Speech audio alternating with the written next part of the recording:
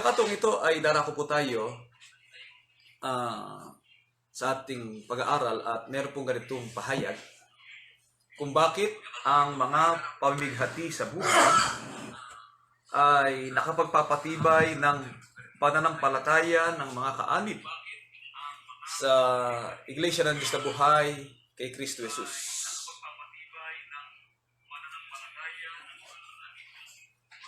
Ito pong pamimighati sa buhay, tinatawag po itong pighati o affliction. Ito po ang pinagsama-samang damdamin na nadarama kung tayo po ay nabibigo, namumblema, nalulungkot, nasasaktan, nahahapis, nagdaramdam. Ang pamimighati po ay resulta ng damdamin na nadarama ng bawat iya sa atin dahil sa tinatawag po nating mga factors ng buhay. Sapagkat ang ating po katawan, ang ating buhay ay nahahati po sa tatlong bahagi, ang ating katawan, kaluluwa at espiritu. Pag tayo po ay may sakit, automatic po nanghihina ang ating katawan. At sa ating pagkakasakit ay nagdaramdam ang ating kalooban. Nakakaramdam tayo ng hirap. Minsan po talaga nakaka-apekto sa ating pag-iisip. Kung meron tayong problema sa buhay, maaaring problemang pang-pinansyal, problema rin po yan sapagkat nakadarama ka ng pananakit ng kalooban ng maninigil. Kung sino man yung maghahabala sa iyo o nagmumura sa iyo o kaya humahabol sa iyo. Kung meron kang kaaway na nais kang gapiin o lipulin, ay nag-aalala ka sapagkat iniisip mo ang iyong kaligtasan, ang iyong pamilya, ang iyong paglalakbay, ang iyong paglakad.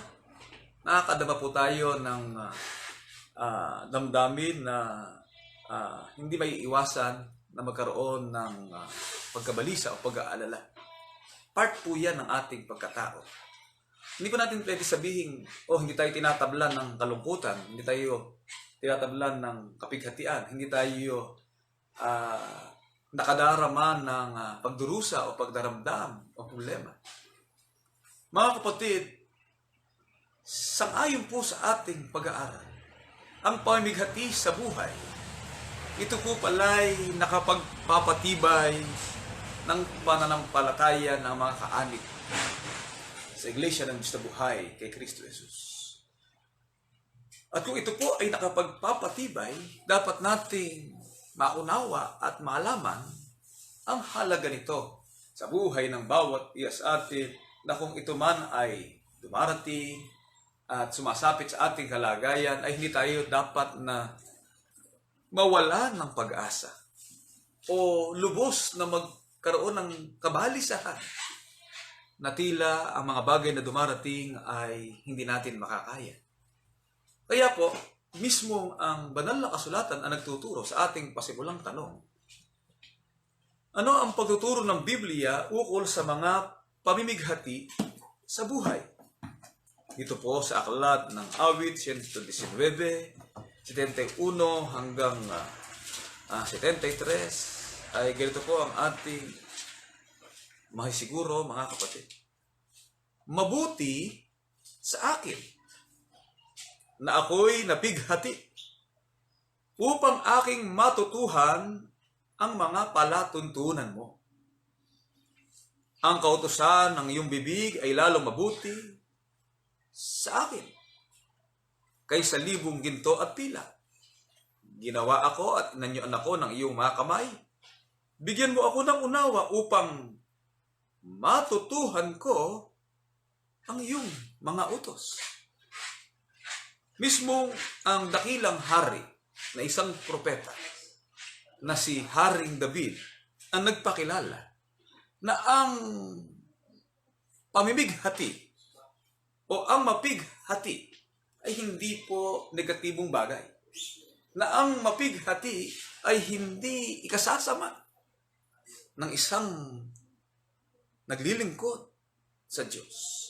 Sapagkat ang sabi po niya, mabuti sa akin ang mapighati.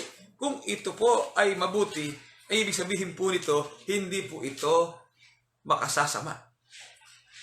It is good for me. Sabi po sa English Bible, it is good for me that I was afflicted. Bakit po? That I may learn, matutunan ang palatuntunan mo. Mga kapatid, sa buhay po ni Haring David, alam po natin ang kanyang kalagayan. Siya po ay isang war hero. Mula sa kanyang pagkabata ay dumanas siya ng tinatawag na pakipagpaka, pakipagpunyagi sa buhay. Nakipaglaban siya sa oso, nakipaglaban siya sa leon, nakipaglaban siya kay Goliath. Umangat siya ng unti-unti sa ranggo ng isang sundalo hanggang sa siya'y maging general at makasama sa sangbahayan ni Haring Saul sapagkat sangayon sa tinatawag na political alliance ay ipinagkaloob ni Haring Saul ang kanyang anak para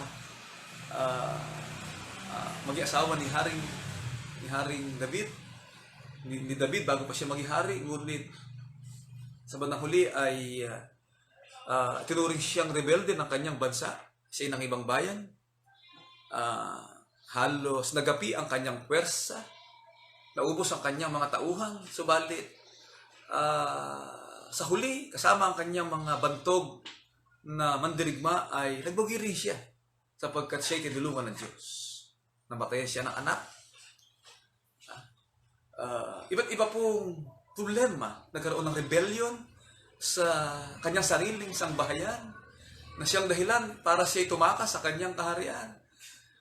Sapagkat ang kanyang mga anak ay nagtaas ng sakong laban sa kanya. Matitindi pong problema po ang hinarap ni Haring David sa kanyang panunungkulan. Ngunit isang bagay ang kanyang nasabi tungkol sa mga karanasang ito.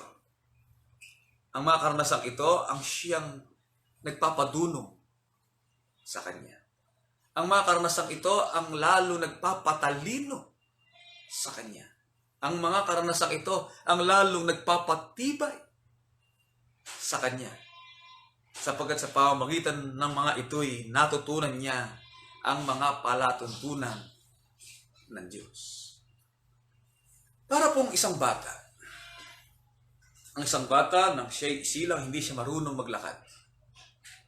Ngunit sa kanyang unti-unting pagtayo ay lagi siyang nadadapa. Ngunit habang siya'y nadadapa, at habang siya'y nasusugatan, at habang siya'y nasasaktan, at habang siya'y nakararamdam ng sakit at sakit, ay lalong tumitibay ang kanyang mga tuhod para tumayo at humarap sa bagong daigdig ng lakad ng buhay. Mga kapatid, ganyan din po ang kalagayan ng bawat isa sa atin. May mga bagay tayong nagagawa na ikatututo natin, ngunit pansamantalay nagre-resulta sa atin ng palungkutan. Kaya, ang paliwanag ni Apostol Pablo, dito po sa aklat na Ikalawang Korinto, 4:7 hanggang 11 ay ganito ang nakasulat. Atin pong basahin. Ngunit taglay namin ang kayamanang ito sa mga sisidlang lupa. May tinuturing siyang kayamanang ito sa mga sisidlang lupa. At ang sisidlang lupa na tinutukoy po ni Apostol Pablo, itong ating physical body. Sapagkat itong ating physical body ay tinuturing po ng mga apostol na isang sisidlang lupa. Na dito po nakasilid ang ating pagkatao, ang ating buhay, ang ating sarili. Dito po sa sisidlang lupang ito na ating physical body. At doon sa sisidlang lupang tinutukoy upang ang dakilang kalakhan ng kapangyarihan ay maging mula sa Diyos at huwag mula sa aming sarili. Itinuturo po niya na sa kabila na meron tayong kaloob ng Diyos sa physical body, ang kapangyarihan o katatagan na dapat na maunawa ng bawat isa sa atin ay mula sa Diyos at hindi mula sa ating sarili. Bakit po? Sa magkabi-kabila ay nangagigipit kami. Ang mga apostol po, kaliwat kanan, nagigipit kami. Ang mga apostol walang sariling tahanan. Hinahabol ng pamahalaan. Yung salitang kagipitan ay isang anyo po ng pagkapakilala na meron talaga silang iniindang hirap. Dahil sa magkabi-kabila ay nagigipit kami. Gayon may hindi nangaghihinagpis. Nangatitilihan, gayon may hindi nawawalan ng pag-asa. Pinag-uusig, gayon may hindi pinababaya. Inilulog mo, gayon may hindi nangasisira. Laging saan may tinataglay sa katawan ng kamatayan ni Jesus upang ang buhay ni Jesus ay mahayag naman sa aming katawan. Sapagkat kaming nangabubuhay ay laging ibinibigay sa kamatayan dahil kay Jesus. Upang ang buhay naman ni Jesus ay mahayag sa aming lamang may kamatayan. Ano po ang dapat nating mapansin? Sa kabila ng ating sisidlang lupa ay nagigipit, magkabi-kabila. Maaari pong magkaiba ng kagipitan ang taglayin ng natin sa ating panahon kaysa sa panahon ng mga apostol. Sila'y nagigipit dahil sa mga bagay ng buhay ng unang panahon, sa panahon ng Israel ay nagkaroon ng matinding pag-uusig. Nagkaroon ng matinding labanan ng pananampalataya. Yung kanilang movement at pagkilos ay regulated. Katunayan nga si Apostol Pablo sa isang lugar na kanyang pinangasiwaan, kung hindi po siya nagtago sa ilalim ng malaking, ang tawag po doon? Hindi kuweba, hindi yung ibalao. Ano ibalao? Ibalao. May malaking balaong nagtago si Pablo doon dahil nga hinahabol si mamarderin siya. Kung hindi siya nakapagtago, tinago ng mga kapatid, patay na siya. Tinding kagipitan niya, hinahabol ka. Mga kapatid. Pero, maaari sa ating panahon na hindi gano'n. Pero iba pong uri kagipitan meron ngayon. Kagipitan sa ekonomiya. Sapagkat pagkatapos po ng 30 years, ay idiniklara na po ng pamahalaan na nagbabalik na muli ang Pilipinas sa isang Philippine recession. Magkakaroon ng malaking problema sa pamumuhay.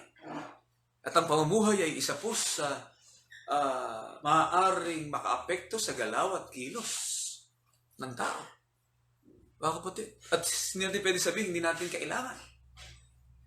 Nais natin ang balansing pagdadalang buhay, pero hindi mo kayang balansihin yan. Pag dinapuan ka ng matinding kagipitan ng pamumuhay, sapagkat magkakasakit ang tao, may pangangailangan ng pamilya mo, kinakailangan kumain ng tao, kinakailangan gumalaw at kumilos ang tao para sa kanyang economic activity, pero nanatiling ang ating bansa ay nasa proseso ng lockdown na huwag kumilos dahil sa pandemic na dumarating. Iba't iba pong uri ng kagipitan na maaari sumapit sa buhay ng bawat isa sa atin. Yung ating resources ng pagkain, yung ating resources ng mga bagay sapagkat kinakailangan natin magpatuloy sa pananampalataya. Ang paggawa ng mabuti at ang pagabuloy ay bahagi ng ating gawain. Pero kung ang resources nito ay sa isang panahon na kung saan tinatawag po nila sa economics na recession, isabihin ng recession, ang pagliit ng galaw ng hanap buhay ng tao na nakakaapekto sa pagliit ng paggugol ng tao para sa kanya pangailangan. Isang uri din po ng tinatawag na pagkagipit. Hindi lamang po. Maaari tayo ilubog. Nilulubog tayo, pinababagsak tayo. Pagkatapos ika ng, magkakawatak-watak ika ng iglesia. Sino ba ikaw bagong presiding ngayon? Tinatanong ng mga rebelde. Sino ba ikaw bagong presiding? Hindi ba nila alam? Matagal nang meron po papalit sa matandang yumao. Paano iniisip? Hindi, magkakagulo ika. Samahan. Dahil ika hindi mapayag ang mga senior officers. Mga kapatid, inilulubog. Hindi nila matanggap na sila'y talunan na. Anong ginawa po nila? Gastos, bayad. Punta sa abogado ulit, inakit po sa motion for reconsideration. Dahil sa kesyo, ang kapay na Danilo, ito ang ginawa, iniwanan na iglesia. Same old story.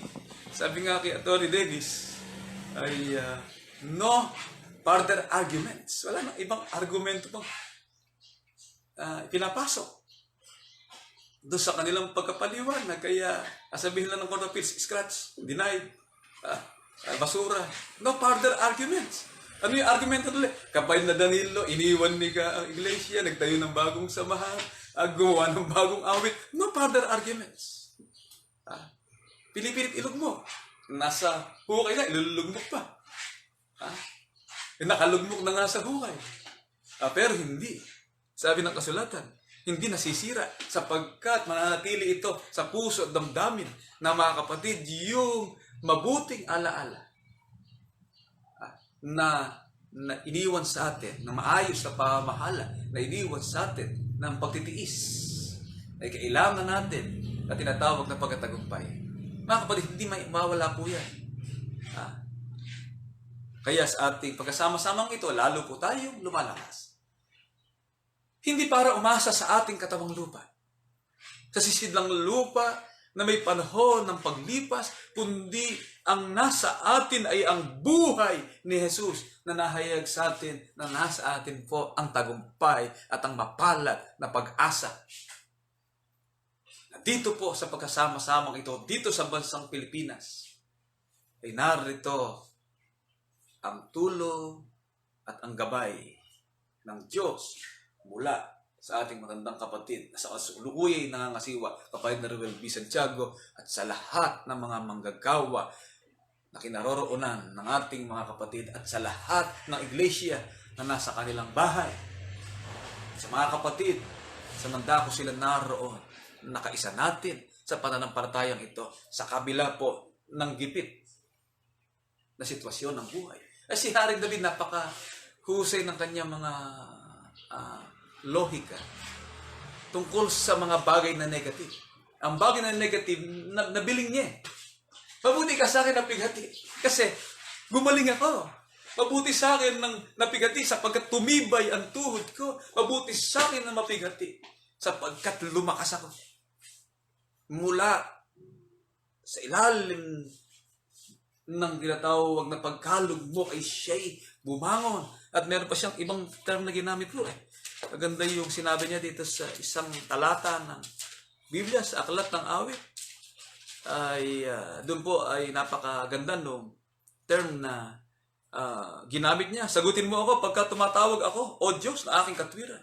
Inilagay mo ako sa kaluwagan na ako'y nasa kagipitan. 4:1. Kaya principles ng mga IDB members, kung saan gipit, doon, maluwag.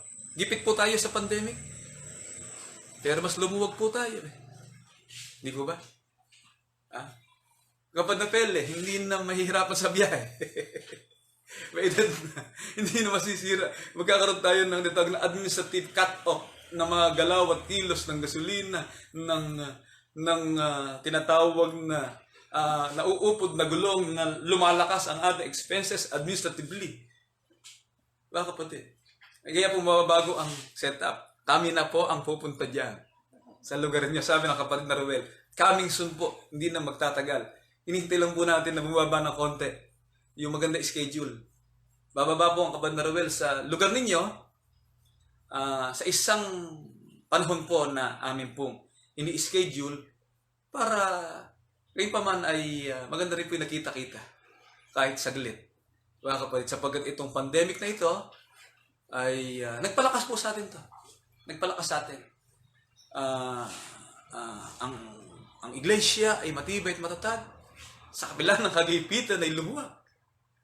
Mga kapatid, yan po ay kaisipan na meron tayo sapagkat ang pamighati sa buhay nagpapatibay, nagpapalakas, nagpapadunong, nagpapatatag, nagpapatalino. Mga kapatid, bakit ang mga kabigati at kahapisan na naranasan ng mga kapatid sa IDB ay maituturing na bahagi ng ating pagkatagumpay? Roma 8:35, 37 at 39 ay ganito po ang nakasulat, mga kapatid. Sino ang maghihiwalay sa atin sa pag-ibig ni Kristo? Ang kabigatian o ang kahapisan o ang pag-uusig o ang kagutom o ang kahubaran o ang panganib o ang tabak? Iba't iba pong kabigatian na tinukito, no? Kahapisan, pag-uusig, kagutom. Iba po usapan yung kagutom. Kahubaran, panganib o tabak. Mga kapatid, marami pong pangyaring maaaring dumating sa ating bansa. Sa panahon po, meron tayong tinatawag na geopolitics. Nag-aaway-aaway, nagsusuwagan ng mga malaking bansa na ang Pilipinas ay hindi maintindihan. Maka-inchik ba? Maka-Amerika ba? Titigil na lahat ng kumpanya ng Chinese dito sapagkat sinusolusyonan ng State Department ng Amerika na hadlangan ang impluwensya ng ma-inchik sa mga lugar na tinuturing nilang kakampi. Pag sumiklab ang digmaan, mga kapatid, ang unang battleground ay ang Pilipinas. Hindi natin alam. Ay siya sabi ng mga apostol, ito ba ang maaari dumating sa atin? Panganib, tabak? Kung dumating ang mga bagay na ito, mga kapatid, hindi kundi sa lahat ng bagay na ito. Hindi ka. Kung dumating man ang mga bagay na ito, hindi kundi sa lahat ng mga bagay na ito, tayo higit pa sa mapagtagumpay. Higit pa raw sa mapagtagumpay sa pamagitan na yaong sa atin ay umibig. Sapagkat ako'y naniniwalang lubos na kahit ang kamatayan man, kahit ang buhay, kahit ang mga anghel, kahit ang mga pamunuan, kahit ang mga bagay na kasalukuyan, kahit ang mga bagay na darating, kahit ang mga kapangyarihan, kahit ang kataasan, kahit ang kababaan, kahit ang alinmang ibang nilalang. Alinmang ibang nilalang. Meron pala mga virus, hindi natin alam. Nag-mutate. Nilalang din yun Virus na yun Kahit pa ika ang ibang nilalang, ay hindi makapaghihiwalay sa atin sa pag-ibig ng Diyos na kay Kristo Jesus na Panginoon natin. Ano po ang nadarama? Bakit ang mga kapigati at kahapisang naranasan ay maituloy na bahagi ng ating pagkatagumpay dahil sa ibabaw ng lahat ng ito, hindi ika, kundi higit pa sa mapagtagumpay. Baliwala po yung naranasan yan sapagkat ang tagumpay na meron sa atin ay ang pag-ibig ng Diyos na kay Kristo Jesus na Panginoon natin, na taglay natin. Kaya dahil po sa pag-ibig ng Diyos, God's love, inibig niya tayo sa isang paksa nga po na ating maunawaan, ituturo po ng Kabanatuan Ruel, yung pag-ibig niya sa atin, niligtas niya tayo. Hindi sa pamamagitan ng gawa, kundi sa pamamagitan ng awa. Maunawaan po natin, yun ang dakilang pag-ibig ng Diyos. Naawa sa iyo, hindi dahil sa ikaw ay ikaw. Hindi dahil sa iyong mga gawa, kasi kinakailangan kaawaan ka muna para makagawa. Kaya yung God's mercy, na minsan sa isang panahon nang sinabi niya, mapapalad ang mga bansa na hindi nakakilala sa akin na sila ay makakilala ng Diyos na buhay at tatawagin mga anak ng Diyos na buhay. Gaya naman ng sinasabi niya sa aklat ni Josias, tatawagin kong aking bayan na hindi ko dating bayan. Iniibig. Hindi naman dating iniibig. At sa dako na pinagsabihan sa kanila, ay sinabi niyang, kayo hindi ko bayan. Hindi ko kayo bayan. Subalit ano po yung habag at awa ng Diyos? Tatawagin silang iglesia ng Diyos na buhay. Tatawagin silang mga anak ng Diyos na buhay. Tatawagin silang bahay ng Diyos na buhay. Tatawagin silang mga alipin ng Diyos na buhay. Yun po ang dakilang pag-ibig ng Diyos sa atin na higit pa sa kamatayan. Na maaaring maranasan ng bawat iya sa atin kung tayo may mamatay, kung tayo may mahapis, kung tayo may mapighati, kung tayo man ay mausik, kung tayo man ay maapektuhan ng bagay ng kasalukuyan at bagay na hinaharap at ang mga bagay ng taba at ang mga bagay ng gutom at kakubaran. Lahat pong yan, mga kapatid, ay lilipas at ang lahat ng yan ay mawawala at lahat ng yan ay titigil. Subalit ang pag-ibig ng Diyos na nasa atin ay mananatili magpakailan pa man na ating babaunin hanggang sa puntod ng lupa.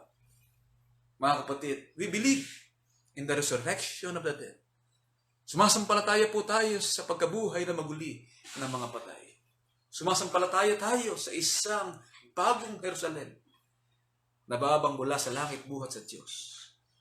Mga kapatid, dahil sa ganitong kalagayan, habang tayo po ay nananatili sa ating sisidlang lupa, ano ang purpose ng ating buhay at paglilingkod? Sa kabila ng maranasan natin ang mga bagay na ito sa ating buhay. Ito po ang ating tinatawag na mission possible. Mga kapatid, alin po yun? Roma 7:24 hanggang 25. Ito ang mahalagang magawa natin habang tayo po ay nasa sisidlang lupa. 7:24-25. Abang tao ako. Talagang abang tao ikaw ako. Talagang. Bakit? Sino ang magiligtas sa akin sa katawan nitong kamatayan? Kahit sino ka pa, kakainin ka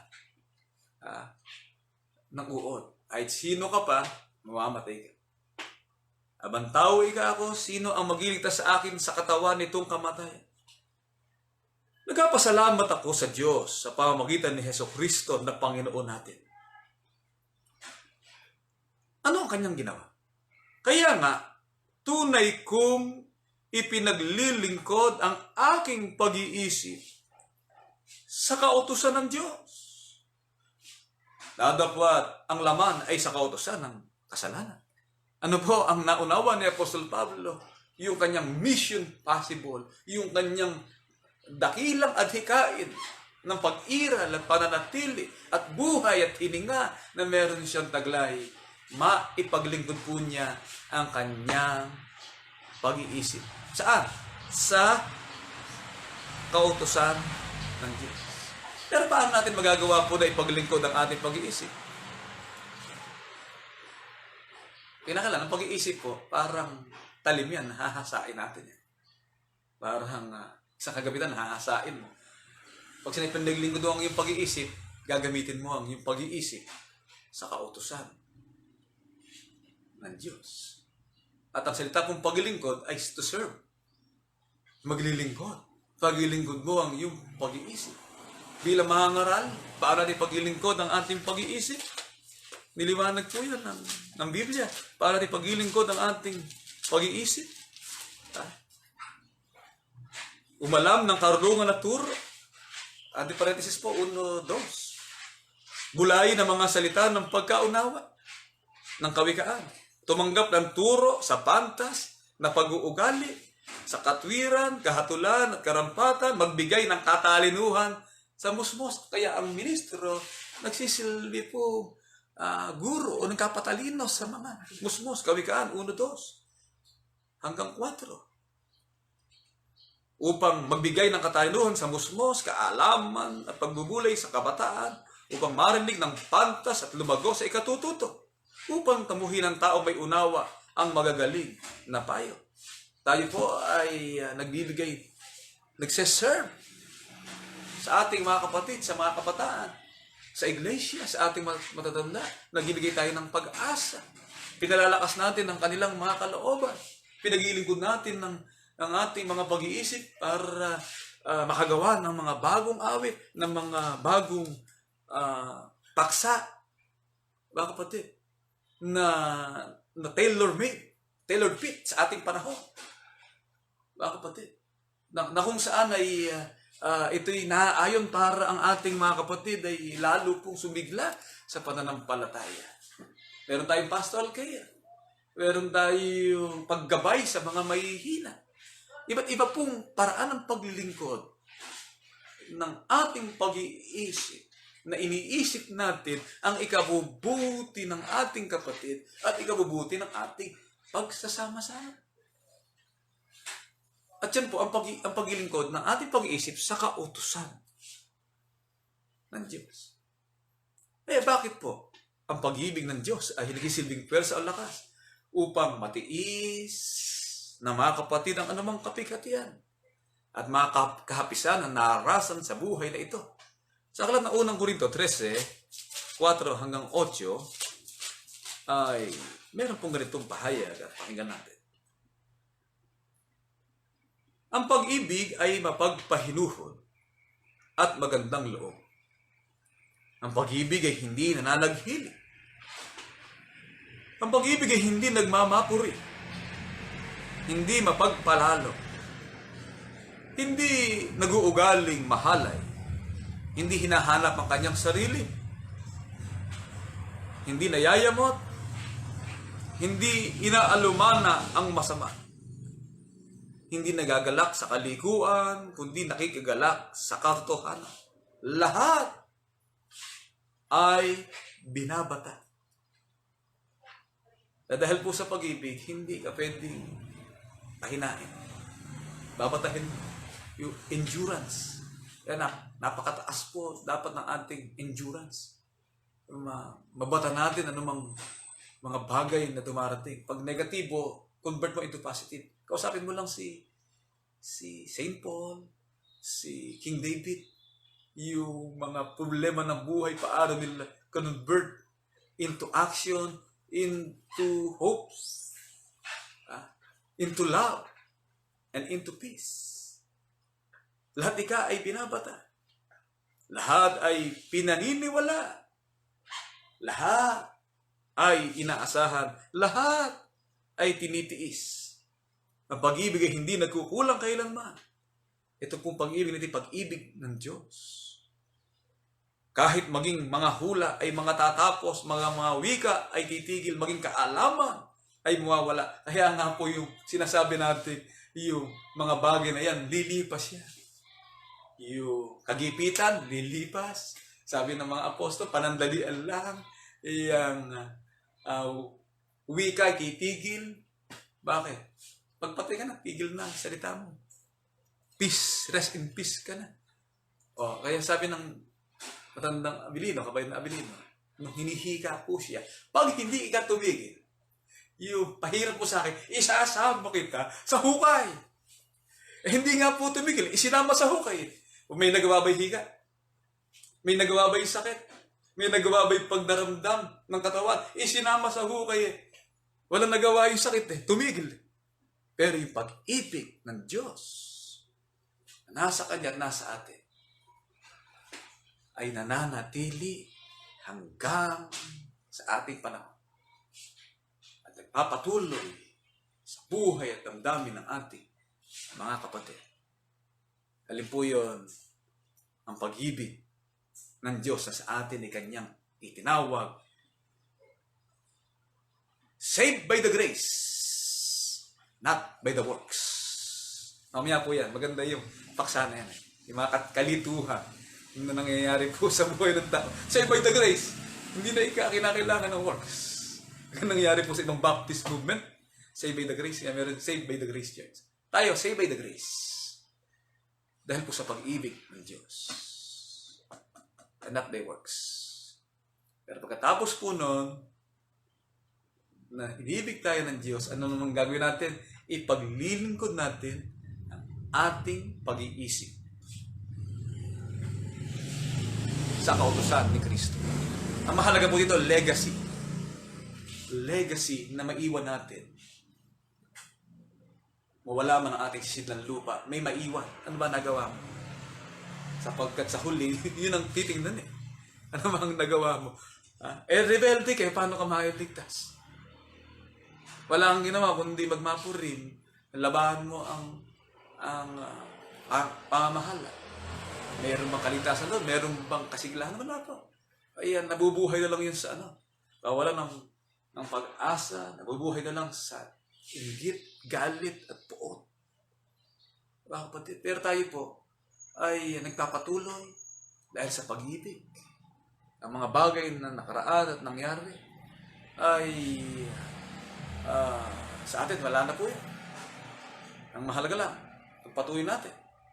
Ang ating side ngayon na nasa defensive side, yung mga manggugulo, malayo pa lang, naalisan na natin nakilusan natin, paano natin maproteksyonan. Kasi mahalaga mo ito, maproteksyonan yung maayos na daloy ng paglilingkod, mapayapang paglilingkod ng mga kapatid. Yung pagkaayos po natin ng mga proseso ng itawag po natin mga maliliit na kaguluhan sa lokal na dapat sana'y sundin yung proseso ng pag-ibig. Bago dumating sa pastor, tapos na sa ilalim sapagkat nasunod na yung utos ni Kristo eh. Alin po doon, magtiisan kayo. Conciliation, mediation, arbitration. Pero arbitration, huli na yun eh. Conciliate yung mga magkakapatid, mga mag-aanak, mga magkapamilya. Sila na mag-ayos na lang. Hindi na dapat na dumating sa pastor yan. Pang ano lang yan. Pang karaniwang saserdote nila. Yung kay Madre Ben, hari. Tungkol sa paghahari. Maunawaan din po natin yan. May karunungan ding nakapaloob yan. Yung makaharing saserdote. Yan ang solusyon para maging payapa ang lahat hanggang sa kalalitang sangay ng ating pagkasama-sama. Yan mga kapatid, pag ang pag-ibig ng Diyos, ang siyang naghari sa ating lahat, 13:13 na aklat ng unang Korinto, dapat ngayon na natili ang tatlong ito, ang pananampalataya, at ang pag-asa, at ang pag-ibig. Ngunit ang pinakadakila sa mga ito ay ang pag-ibig. Dahil po sa kapighatian, tumibay ang ating pananampalataya. Dahil sa kapighatian, sa pagtibay ng ating pananampalataya, nanatili ang ating mapalad na pag-asa.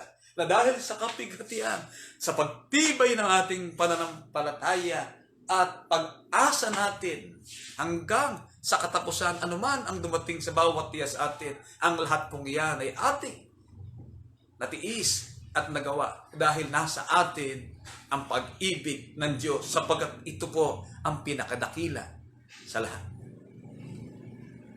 Mga kapatid, pasinin po natin ang buhay at kamatayan ng ating Panginoon. Paano niya iniukol ang kanyang sarili at ang kanyang buhay para sa iglesyang kanyang minamahal. Sa aklat na Efeso 5:25 hanggang 27 at 32 ay ganito po ang ating sisiguro mga kapatid. 5:25 hanggang 27. Upang ang iglesia ay maiharap sa kanyang sarili na maluwalhati, na walang dungis o kulubot o anumang gayong bagay. Kundi ito ay 25. Mga lalaki, ibigin ninyo ang inyong asawa. Gaya naman ni Kristo na umibig sa iglesia at ibinigay ang kanyang sarili dahil sa kanya. Pansinin po natin, ikinukumpara po dito ni Apostol Pablo ang kalagayan ni Kristo sa iglesia. Nagaya ng isang lalaki sa kanyang asawa na ang dapat na panaigin ay ang pag-ibig. At dahil po sa pag-ibig na ito ni Kristo sa iglesia, nagaya rin ng pag-ibig na gagawin ng lalaki sa kanyang asawa ang pinakamataas na kilos at galaw at gawi na gagawin ng isang lalaki sa kanyang pamilya, sa kanyang asawa na gaya ni Kristo sa iglesia, ay ibinigay ang kanyang sarili dahil sa kanya. Pag sinabi mo, ibinigay mo ang iyong sarili, wala ka nang iisipin sa bawat araw at sandali ng buhay mo kung paano mo mapaliligaya ang iyong asawa. Wala ka nang iisipin at gagawin sa buong panahon ng buhay mo kung paano mo mapoprotektahan ang iyong asawa. Wala ka nang gagawin sa araw at sandali ng buhay mo kung paano mo ibubuhos ang lubos-lubos na pagmamahal dahil sa iyong asawa. Katagayan ni Kristo na ibinigay ang kanyang sarili dahil sa kanya, upang kanyang pakabanalin ito na nililinis sa pamamagitan ng paghuhugas ng tubig na may salita, upang ang iglesia ay maiharap sa kanyang sarili na maluwalhati, na walang dungis o kulubot o anumang gayong bagay, kundi ito'y nararapat maging banal at walang kapintasan. Ang hiwagang ito ay dakila. Dadapwat sinasalita ko ang tungkol kay Kristo at tungkol sa iglesia. Mga kapatid, napakahiwaga po nito. Bakit po napakahiwaga nito? Sinasabi ko ito, ang tungkol kay Kristo at tungkol sa iglesia, na inihalimbawa po sa relasyon ng isang tahanan. Ang isang tahanan sa pangasiwa ng kanyang magulang, ng lalaki, kinakailangan maiayos ang hanay ng pamilya. At sa hanay ng pamilya ay dapat na maging walang kulubot o anumang kapintasan. May maayos na relasyon. Ang lalaki ay magpipigil, kaya titiisin mo rin magpipigil ka. Kung mainit ang ulo ng asawa mo, minsan asawa mo, sabi ng Biblia, marupok. Ay turing daw ang babae na gaya ng marupok na sisidlan. Kasi ang babae nanganganak, ang lalaki hindi nanganganak. Ang babae nireregla, ang lalaki. Meron mang lalaking nireregla. Ang babae ay talagang kung tutusin sa ating modernong panahon ng mas maraming trabaho kaysa sa lalaki. Kaya yung kaayusan po ng iglesia, mga kapatid, magsisimula po yan mula sa ilalim. Pag inayos mo ang ilalim, mula sa tahanan, na maayos na lahat ang galaw at kilos ng tao at ng mga kapatid, maiaayos mo ang buong iglesia. Yan po hiwaga ang tungkol kay Kristo at tungkol sa iglesia. Ang hiwaga pong ito ay malinaw na si Kristo ay may iglesia. At ang iglesia ng ating Panginoon Kristo ay isang dako o lugar na doon hinirang at tinawag ang mga tao sa pamamagitan ng dakilang awa at pag-ibig ng Diyos. Kaya kung ang pag-ibig ang iiral, wala namang magkakagalit na magkapatid. At kung sila may nagkagalit, hindi nila palulubugin ang araw sa kanilang galit. Maiaayos ang lahat. Sapagkat dun pa lang sa hanay ng kapatiran ay nasunod na ang pagtitiis, ang pag-ibig. Minsan po sa buhay ng tao, maraming issues of indifferences. Marami po usapin ng hindi pagkakasundo-sundo sa maraming bagay. Mga kapatid. At yan pong bagay na hindi pinagkakasunduan sa maraming bagay, pag yan ay salaman at sa mga bagay na magbubunga ng pagtatalo-talo, huwag na pag-usapan. Halimbawa, para ka sa akin, si Lenny Robredo, pag politics, huwag niyo pag-usapan yan. Kasi political rights yan ng tao. Pag yung opinion ng isang kapatid, sabi nga ng kapatid na Yumao, isipin mo ganito, mas mabuti ang kapatid mo kaysa sa iyo. Yung kanyang opinion ay mahalaga. Kung alam mo, yun ang ugali niya, unawain mo lang. wala namang kasalanan na gagawa eh. Mga kapatid, ang ugali po kasi, meron tayong tinatawag na indifferences sa ating kultura, sapagkat ang Pilipinas po, sa pag-aaral ng sociology o pag-aaral ng kaisipan ng mga tao sa Pilipinas, ay nagkaroon po tayo ng tinatawag na culture shock. Dahil po nang sakupin tayo ng mga Kastila, mga kapatid, ay isinagawa po nila ang divide and conquer strategy. Pinaghati-hati nila ang kaisipan ng mga Pilipino, ang ugali ng mga Pilipino, ang Bisaya, iba ang Visayas, Tagalog, ang Tagalog, iba sa Bicol, ang Bicol, iba sa Ilocano. Kakaiba yan ng upbringing ng kanyang pag-iisip, mga kapatid. Pero gayon pa man, ay sa mamagitan ng pag-unawa, mga kapatid, pang-unawa, at ang pang-unawa ay dahil sa pamagitan ng pag-ibig. Ano man ang mga nangyayari, ano man ang sitwasyon ng kalagayan. Ang mahalaga po dito ay matuto tayo magtiis, yung mag-endure natin. Kasi sinasabing, pahimighati, marami po kahulugan yan. Magpatalo ka na lang para manalo ka. Pag nagpatalo ka kasi, mananalo ka. Mga kapatid, yan po ang maging sa pag-aaral ng digmaan. Yan daw ang pinaka-the best strategy.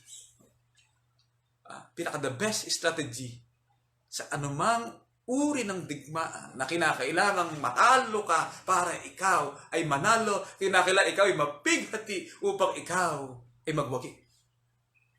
Paano ikaw nangyari yan? Kasi po, ang concept na iba sa tinatawag na tagumpay, yung lagi kang masaya, lagi kang maraming pera, lagi kang tagumpay sa larangan ng buhay, hindi po. Mga kapatid, ang susi ng tagumpay ay kung ikaw ay makararanas ang pagkabigo. Sapagkat mula sa iyong pagkabigo, doon ka magtatagumpay. Ano po yung pagkabigo? Hindi po pagkabigo sa pananampalataya. Yung larawan ng pagkabigo ay larawan ng mga bagay na ikaw ay nahirapan. Larawan na ikaw ay mayroon kang tiniis kasi hindi mo pwede, hindi ka magtiis. Ang isang guro, hindi pwedeng hindi magtiis. Kapatid na Yola po eh. Sabi ko kay Sis Yola, napakasipag. Yun ika kasing principal ko. Ako na ika ang ginawang coordinator. Ako na po ika ang ginawang president. Ako na po ika ang runner. Ako na rin po ika ang lahat. Tiniis mo niya, nangyari na muntik na siya maestro. Nung pala, kailaman, bakit siya laging bata sa prisyon? Ayos naman ang puso niya, ayos naman ang kanyang ano. Nung pala, meron siyang gallbladder, gallstone. Tumataas ang creatinine. At least, kung hindi ka napigat, hindi mo makikita yung aayusin. Yun ang ano doon. Yun ang punto doon.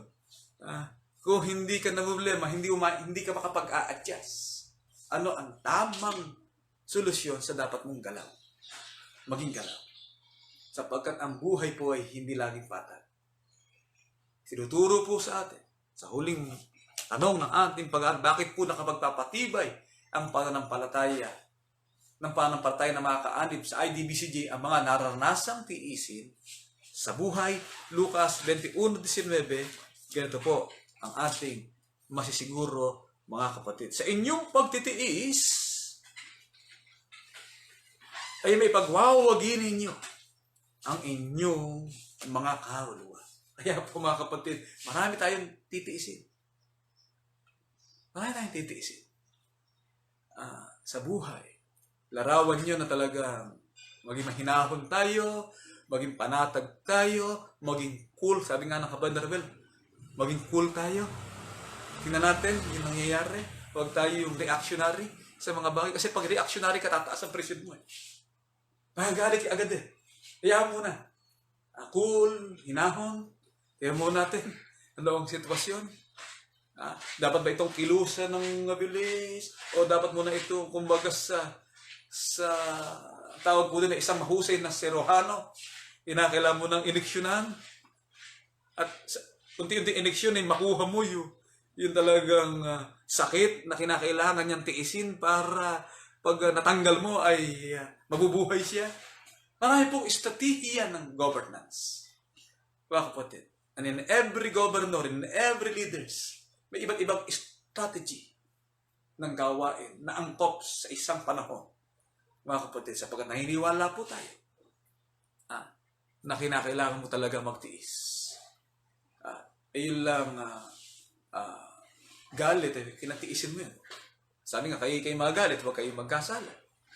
Ang anak mo na nagagalit ka, hindi naman dapat ka magkasala. Hindi mo pwede hampasin siya ng pamalo. Wala naman siyang kasalanan. Ginawa mo lang dahil nainis ka. So, hindi ka nakapagtiis. Kaya po, ang isang leader, ito po, ang tinuturo sa ng isang leader, priority po, talagang matindi. Magbabaon po tayo ng isang sakong pasensya. Pasensya. Pag hindi tayo natutong magpasensya, konting bagay lang, gusto mo makapandago, konting bagay lang. Kaya po mahalawak itong tiisin. Kinakailangan po maisulong natin at maipagpatuloy natin. Mga tiising ito, marami po ito, na tayo kakaharapin sa buhay. Recession, anong gagawin natin? Magtiis na tayo. Si Kabadoro, maaga maaga pong nakapag-prepare. Dahil sa yung natawag na bahay kalinga, tinanan niya ng napakaraming tanim. Pinadalan nga po ako ng paminta, hindi ko pa nadadala sa Sampaloc, kalahating saang paminta. Sorry ho, Kabadoro, hindi po nakakarating sa Sampaloc. Yung paminta mo, pinadala natin po sa akin. Balita ko po, baka makarating ako dyan, hanggang doon lang sa Tansa, kasi po yung anak mo, tumawag na sa akin. Nakalabas na raw po siya sa kampo mamaya. May daladalang biyaya. Ewan ko kung meron na. Kasi yung kalahati daw ng kanya ikinabuhay, ibang ibigay sa tatay niya. Tapos sa tiisin, nagtiis yung kapatid, bakit hindi mahirap yun? Pupunta ka sa bundok, si nanay, binubugbog ka doon. Punta ka sa bundok, yung jungle survival. May daladala kang isang kutsilyo lang. Isang buwan ka doon, magbubuhay ka. Na wala kang pagkain daladala, tiisin yan. Anong pagbaba?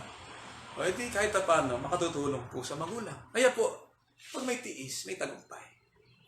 Mga kapatid, huwag tayo mawalan ng pag-asa sa ating pamilya. Ipagpatuloy po natin ng maayos na pamahala. Maayos na gawain. Mahalin po natin ang iglesia. Magtiis po tayo ng kahirapan. Huwag tayo mawalan ng pag-asa. At payo po sa lahat. Ito po, napakaganda ng talatang ito. Mga kapatid, 5:6 ay ganito po ang nakasulat. Kaya't kayo magpakababa. Yan. Kayo magpakababa sa ilalim ng makapangyarihang kamay ng Diyos. Upang kayo kanyang itaas sa kapanahunan.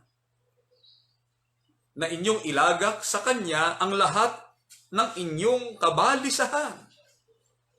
Sapagkat kayo'y ipagmamalasakit niya. Kayo'y maging mapagpigil, kayo'y maging mapagpuyat, ang inyong kalaban na dyablo, na gaya ng leong umuungal ay gumagala ng humahanap ng masisila niya, na siya'y labanan ninyong matatag sa inyong pananampalataya. Yamang inyong naalama na ang mga gayong hirap ay nagaganap sa inyong mga kapatid na nasa sanglibutan. Ang gayon ikang hirap. Inyong naalaman na ang gayong hirap ay nagaganap sa inyong mga kapatid sa sanglibutan. At ang Diyos ng buong biyaya na sa inyo'y tumawag sa kanyang wala hanggang kaluwalhatian kay Kristo pagkatapos na kayo'y makapagbatang sandaling panahon. Sandali lang pala. Yung mga kahirapan ay sandali lang. Ay siya rin ang magpapasakdal, magpapatibay, at magpapalakas sa inyo. Kompleto ang regalo. Magpapasakdal, magpapatibay, magpapalakas sa inyo matapos nating maranasan ang mga kapighatian at ang paggabata na isang sandaling panahon. At sa pamamagitan po nito, ano po ang dapat nating maunawaan? Kung dumarating ang pamimighating ito, ilalagak po natin ang ating kabalisahan sa Diyos.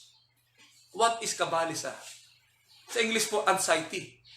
Ito po anxiety, isa sa mental illness na pinag-uusapan ng modern science. Mga kapatid, isa raw po ito sa problema, dulot din ng pandemic, anxiety.